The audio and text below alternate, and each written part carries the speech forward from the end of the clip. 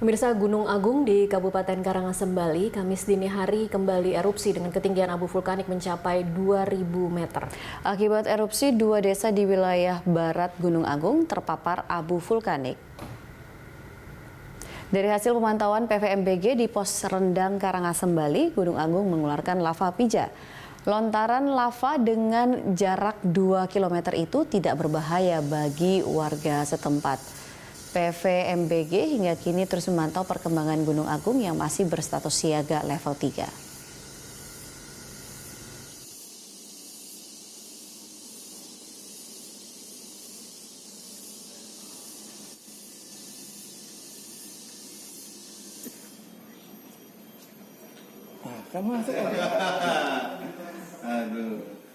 Memang telah terjadi letusan sampai terdengar suara gemuruh sampai ke pos.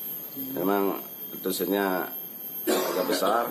Kolom abu teramati 2000, terjadi lontaran lava pijar 1,5 sampai 2 kilo. Kategori letusan kemarin bisa dijelaskan, Pak?